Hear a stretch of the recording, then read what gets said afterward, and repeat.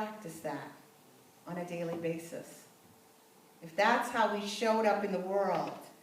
You know, the presence of war and separation and violence and terrorism, what would happen to that? Yeah, what? It would go away. It would go away. Reverend Robin says instantly it would be no more. Not possible to exist. In the presence of that intention, of that principle, of that practice. If we truly acknowledge the truth of who we all are. Second story. There's a professor at seminary who enjoyed object lessons. He liked giving demonstrations that would really leave an impact on his students. Remember how I was talking about before? The stories, if they evoke a feeling, you're going to remember those more than if the professor got up and lectured to you for an hour. So his students came in one day and they were surprised, not really surprised, but they were delighted to see on the wall that there was a giant target of circles of red and white with a bullseye right in the middle. And they got all excited, like, what could this be? What's he going to do today? And the professor said, I'm going to give you an opportunity to release some energy you might have.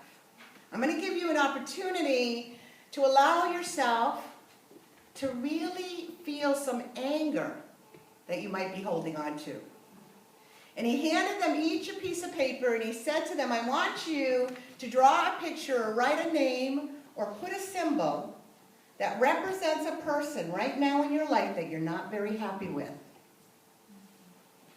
Maybe the person has wronged you at some point in your life. So I want you to draw some kind of representation of that. And so they continued to feel kind of excited and they couldn't wait to see what was going to happen next. And then the professor invited them to bring their picture forward, to come right up to the target and to place the picture on the middle where the bullseye was. And then he gave them a dart. And man, were they having fun. It took a minute, right, to get into it. These are seminary students. Going to be your ministers one day. But they had pictures of ex-girlfriends, ex-boyfriends, rude teachers, mean bosses, parents, siblings, any type of person you can think of. And boy, did they ever get into letting their frustrations out. You could see it, right? They were just throw those darts, throw those darts. And then, unfortunately, the professor finally walked up. It was almost the end of the class, and he said, time is running out. So not every student got their turn. Can you imagine being the student that was holding back the frustration you might have felt? I didn't get to do it. But the professor went up to the wall and he peeled the target off the wall. And behind it was a picture of a face of Jesus. That was ripped and torn and marred and shredded. And of course the students gasped. And they realized that all of that anger that they had sent out to whoever those people were on the picture was really taking aim at the Christ within those people. Now maybe you don't resonate with the picture of Jesus. Think of what it might be like if when the professor took down the target, there was the picture of your most beloved person on this earth, who you love the most.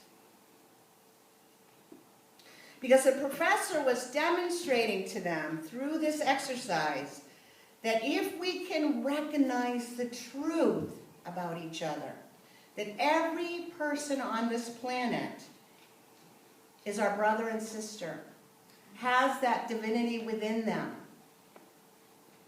then we will start to live as the love we talked about, right, in lesson 6. How many of you were here for the love lesson? To become love. What does that mean, to become love? To show up as love in every circumstance, in every situation, with every person. Now, surely in this Christian seminary, had that picture of Jesus been visible front and center, do you think anybody would have thrown a dart? No way. In the Christian seminary? Not one of them. Well, everyday namaste is about seeing and honoring who we really are. Now, you probably agree with me that there's a lot that needs to be changed as far as what's happening in the world, right? The negativity, the pain, the hurt, the violence. And sometimes when I look at the magnitude of it, I truly feel daunted. I feel overwhelmed by it. But the good news is, I don't have to change the world. You know, I was a social worker for 22 years. I spent 22 years trying to change the world. Do you know what a relief it was when I finally understood the only person I needed to change was who? You. Yeah. That's what this is all about. Because going back to loving ourselves before we can love others, this is right in alignment with it. Can you behold the Christ in others before you truly behold it in yourself? To some degree. You could argue with me, yeah, BJ, you know, I can see that person's really holy, but what you're doing probably is falling down and worshiping them, right? If you have a low self-opinion, if you have low self-esteem, you're not necessarily beholding the Christ in someone, you're having them be the Christ for you, right? But once I get, all I have to do is change me. Then I understand what these 7 principles are all about that we've been talking about for so many months. And it's only then when I have effected some change in myself, some awakening, some awareness, some beholding the truth about me, that I can then start to make a difference in other people's lives. And it's really simple. It can be just one other person's life. Like, how about the person standing before you? Oh yeah, I just got it all.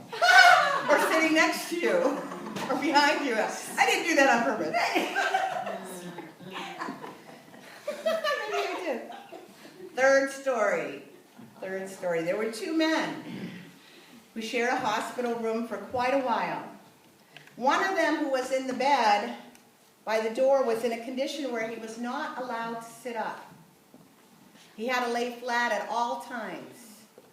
And the other in the bed by the window was allowed to be propped up for just 1 hour a day because it helped drain the fluid from his lungs. So during that 1 hour, the one by the window would describe in vivid detail what he was seeing.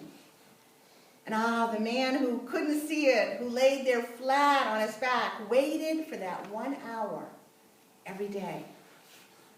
It was his lifeline that he could hear about a world beyond the bare and bland walls of his hospital room. The window overlooked a park, his friend told him. It was beautiful. There was a pond in the middle with ducks that played in that pond. And one day he told him about a mother duck and the ducklings following behind her. There were children and family and dogs that would play in the park, and he would tell his friend about the joy and the laughter. He would describe the brilliance of the sun glimmering off the leaves in the trees. And one day there was even a parade. It went right by, and he described every color, every band, every float, every clown, in vivid detail. What joy he brought to his companion. What a gift to share. Well, one morning the nurse came in to care for the 2 patients, only to find the lifeless body of the man by the window who had died the night before. And it was appropriate that after some time the other was moved to the bed by the window. His heart leapt at the opportunity to finally see with his own eyes this incredible beauty that had been described so wonderfully by his friend. So when he was moved, he spent quite a while struggling to lift his body, to prop himself up so he could look out the window. And when he finally got propped up, and he looked out the window, what do you think he saw? A brick wall. There was no park, no pond, no ducks, no families, certainly no room for a parade. And he didn't understand, why would his friend make all that up? And when the nurse came in, he asked her, and she said, "Well, I'm not sure, but you know that